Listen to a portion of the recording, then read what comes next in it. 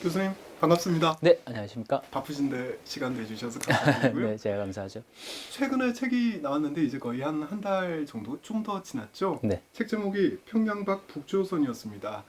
일단 먼저 반응이 어땠는지 궁금한데요. 이야기 좀 해주시죠. 네, 아마 정상회담 하고 나서 많은 분들이 평양에 대한 관심이 굉장히 많이 높아졌는데, 맞습니다. 네, 제 책은 평양 밖 북조선, 제목 그렇죠. 그대로 그 평양 바깥에 사람들은 어떻게 살고 있을까에 대한 관심을 갖고 또 사진을 담았습니다.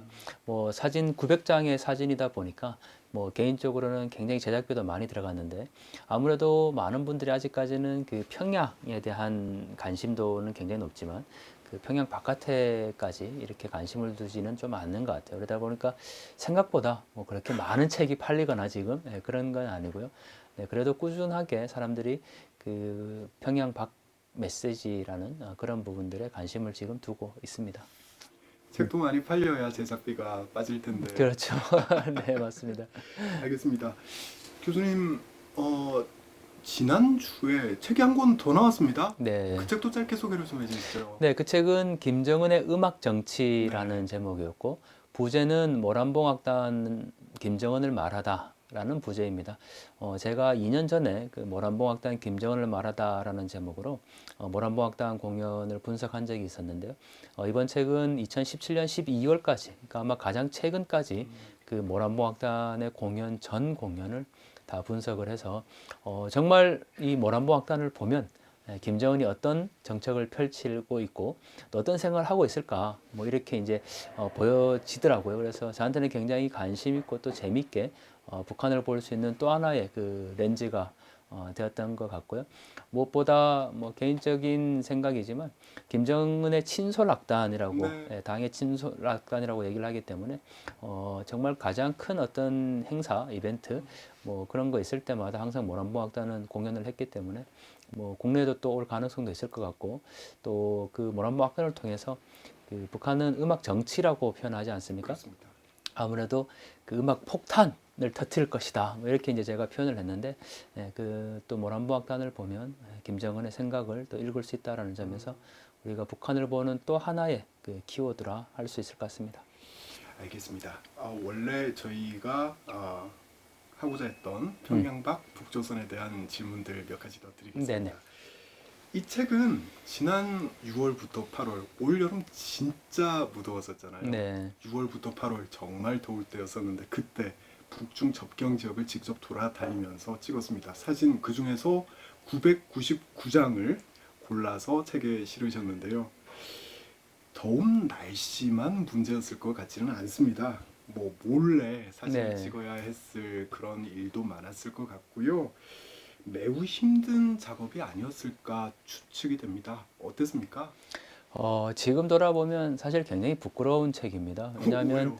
그 사진들 속에서 북한의 그 굉장히 많은 이야기들을 좀 전달하고 싶었고 또 평양에만 집중되고 있는 그런 상황에서 평양 바깥에 사람들이 어떻게 살고 있고 네네. 정말 우리가 알고 있는 그 평양이 북한 전체가 아니다라는 메시지를 좀 전달하고 싶었는데 네. 일단 사진에 대한 기술도 제가 전문이 아니다 아, 보니까 그게 이제 굉장히 아쉬웠고 네. 또 하나는 그 6, 7, 8월이다 보니까 그래도 이맘때는 강변에 있는 사람들은 좀 살만한 시기거든요. 그러니까 네. 강변에 나와서 목욕을 하거나 아이들이 또 빨래를 하고 고기를 잡는 그런 사람들의 모습을 보면서 야, 강변 사람들 또 북녘의 사람들이 괜찮게 살고 있네. 이렇게 또 다른 그 오해를 드리진 않았을까라는 네. 그런 우려도 있었지만 하지만 겉으로 보이는 그런 모습보다는 그 표정 하나하나를 살펴보면 제가 책에도 그런 이야기를 썼지만 웃고 있는 사람들의 그 모습들을 찾기가 어려웠다 이렇게 이제 썼거든요. 왜냐하면 정말 즐겁고 행복한 그런 어떤 모습들의 표정보다는 굉장히 일상에 그 힘들어하고 또 지쳐 있는 그런 이 모습이라서 아마 우리 독자분들께서 그 표정 하나하나에 북녘의 어떤 다른 모습들을 또 보아주지 않을까라는 생각이 들고요. 말씀하신 것처럼 6, 7, 8월 이 3개월 여름이었거든요. 근데 왜 꼭 요 3개월이었는가? 정상회담을 하고 나서 저 개인적으로도 좀 조급함이 물론 있었지만 네.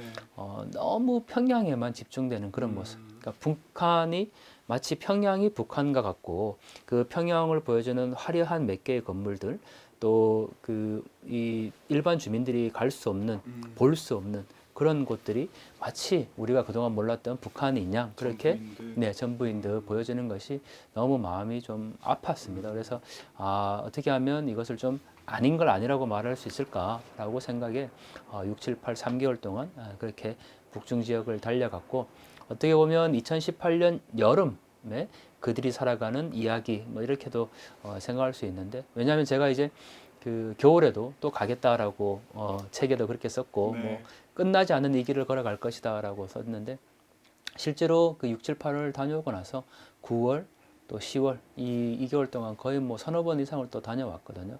그러다 보니까 가을가지 하면서 또 힘들어하는 우리 북녘의 주민들도 담을 수 있어서 앞으로 이 작업들을 계속 이어가면서 우리가 알지 못했던 그런 북녘의 모습들을 전해야 된다라는 그런 사명감을 더 갖게 되죠. 그렇군요. 그러니까 평양박 북조선이라는 책은 2권, 3권 계속 나올 예정이다 이렇게 이해를 해도 되는 거죠? 그렇죠. 맞습니다. 네. 알겠습니다. 이 책에는요 쭉 넘겨보면서 글도 참 예쁘게 잘 쓰셨어요. 네. 에세이 형식의 가슴이 따뜻해지는 혹은 애련해지는 네. 그런 글도 많았는데 그런데 뭐 사진집이라고 봐도 되잖아요. 사진 네. 위주의 편집이고 잠시 말씀하셨습니다만 글은 잘 쓰시는 거 원래 알고 있었는데 사진도 이렇게 잘 찍으시나?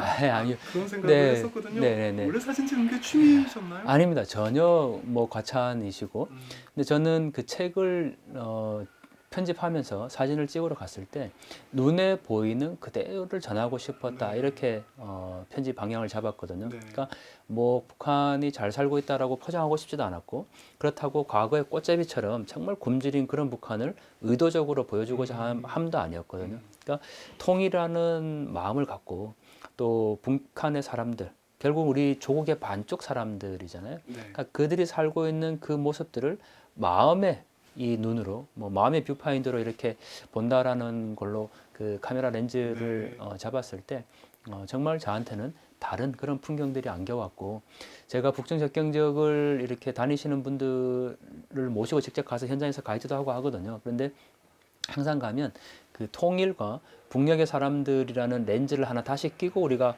저 강 건너를 바라보자 이렇게 이야기를 합니다. 네, 네, 네, 그러면 강 하나, 뭐 풀 하나, 또 돌멩이 하나도 나무 한 그루도 심지어는 전혀 다른 마음으로 다가오거든요. 그래서 그런 마음으로 아마 북중 접경 지역을 봤고 또 가장 큰 마음은 압록강이나 두만강 하나를 사이에 두고 그 건너편에 있는 북녘의 사람들을 담아내는 거거든요. 그러다 보니까 그 예전에는 참 부끄러운 얘기지만 뭐 150mm 망원 렌즈, 망원이라고 할 수도 없는 그런 네. 카메라를 그냥 가지고 가서 카메라를 사진을 찍는 게 제 일이 아니었으니까요. 네. 네, 그래서 사진은 전혀 찍지 않았는데 제가 이번에 갔던 것은 900mm 망원 렌즈거든요. 전문가용. 네, 그래서 이게 정말 다른 세상이 있더라고요. 그 안에. 그래서 어쨌든 사진 입장에서 보면 900mm로 더 가까이, 더 자세한 사람들의 모습을 담아낼 수 있지만 오히려 그 이야기가 더 슬픈 이야기죠. 왜냐하면 그렇게 망원 렌즈를 갖고 당겨서 봐야만 되는 그런 조국의 반쪽 사람들이니까 어떻게 보면 굉장히 아프고 또 애린 그런 모습이라고 할 수 있을 것 같습니다. 그렇게 의미 해석을 또 할 수도 네. 있겠군요. 망원 렌즈로 밖에 볼 수 없는 세상. 네, 알겠습니다. 뭐 아주 힘들게 찍은 사진들이라는 거는 말씀 속에서도 녹아나 있고 그래서 다 느끼실 것 같아요. 그럼에도 그 999장의 사진 중에 교수님께서 가장 이 사진은 내가 가장 아낀다라고 생각하시는 사진이 있을 법한데 다 부끄럽고 또 다 아낀다라고 하면 굉장히 좀 그 맞지 않는 표현이지만 한 장만 네, 꼽자면 그 중에 한 장을 꼽자면 어린아이가 도학기보다 더 어린 동생을 여동생을 이렇게 그 손을 잡고 가는데 머리에는 빨래를 이고 있습니다. 네, 봤습니다. 네, 그리고 거기에 철조망이 앞에 이렇게 가려져 있고 그래서 제가 그 사진의 제목을 너무 일찍 철이 들어서일까 이렇게 제목을 잡고 시작을 합니다. 우리의 아이들은 남한에 또는 뭐 민주주의 국가에 살고 있는 아이들은 어릴 때부터 꿈을 꾸고 본인이 하고자 하는 그런 일들을 통해서 가장 사랑받고 세상에서 가장 어떻게 보면 귀한 존재가 아이들이라고 할 수 있는데 그 아이는 그 어린 나이에 자기 동생의 손을 잡고 또 데리고 가면서 머리에는 그 강변에서 빨래한 네. 빨래를 머리에 이렇게 이고 가는데 그 앞에는 이렇게 철조망이 가려져 있는 거죠. 그래서 어떻게 보면 정말 그 꿈이 자랄 수 없고 꿈꿀 수 없고 또 아이가 아이답지 않은 그런 모습들이 너무 사실 마음이 아팠고요. 또 무정하게도 그 철조망 앞에는 여름이니까 초록색의 풀들이 이렇게 네. 걸려 있어서 제가 그 초록의 푸르름은 음. 철조망을 넘지만 아이의 꿈은 그 철조망에 갇힌다 이렇게 이제 표현을 해서 그 사진이 제일 기억에 남고 또 그 아이의 모습도 눈에 선한 것 같습니다. 저도 그 사진 참 오랫동안 지켜봤던 기억이 납니다. 네. 왜냐하면 상징성이 굉장히 있는 음. 사진 같았어요. 철조망 자꾸 말씀을 하시는데 갇혀 있다라는 언급도 하셨고요. 네. 이게 북한 사회를 보여주는 상징적인 사진이 될 수도 있겠다라는 생각을 저도 했습니다. 교수님이 그 사진 가장 애착을 가지시는지는 몰랐어요.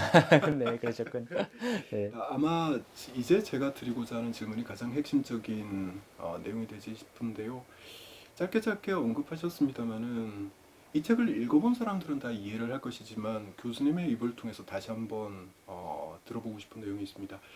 이 책을 쓰시게 된 동기 뭐라고 이야기를 하십니까? 제목을 잡을 때부터 제목을 정할 때부터 분명한 목적이 있었습니다. 최근에 북한을 바라볼 때 평양만이 북한이 아니다라는 메시지를 분명히 전하고 싶었고요. 그리고 평양에 보여지는 그 여명거리라든지 미래과학자 거리, 또 좋은 아파트들 그런 곳들은 우리가 흔히 그 북한은 평양과 지방이 나눠진다 이렇게 이야기를 하지 않습니까? 그래서 그 지방에 사는 사람들, 그러니까 평양 이외에 정말 평양공화국 이외에 살고 있는 그들의 삶은 어떤가? 또 우리가 어떤 한쪽 면을 가지고 자꾸 이렇게 왜곡하는 그런 모습들이 너무 좀 마음이 아팠고요. 아마 이렇게 표현할 수 있을 것 같습니다. 여명거리에 있는 꽃제비.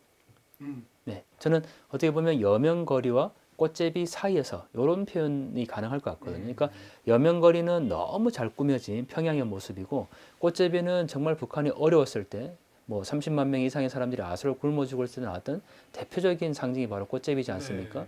우리는 북한을 바라볼 때 한쪽은 여명거리만 보려고 하고 또 한쪽은 꽃제비만 보려고 하거든요. 근데 만약에 그 여명거리 안에 꽃제비가 있다라는 설정을 하지 않거든요.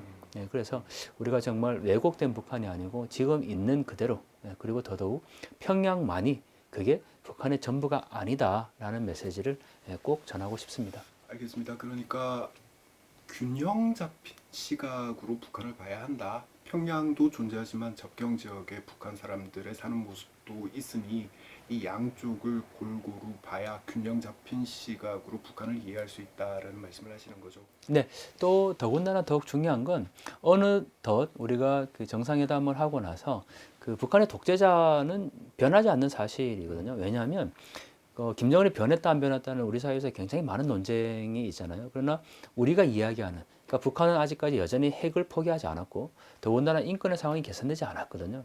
이 두 가지가 있는 한 남한에 살고 있는 우리도 굉장히 평화롭지 못하지만 가장 힘든 건 북한 주민입니다. 근데 그 북한 주민들이 우리와 똑같은 경제적인 풍요로움과 민주주의와 자유함을 누리지 못하고 그렇게 살아가는데 우리는 김정은이 마치 평화의 사도인 양 그렇게 평양을 잘 꾸려놓은 어떤 지도자처럼 그렇게 왜곡되는 것이 개인적으로 너무 마음이 아프고요. 정말 평양 이외에 그렇게 힘겹게 살아가고 있는 북한의 또 다른 사람들이 있다라는 것을 우리가 좀 알았으면 좋겠습니다.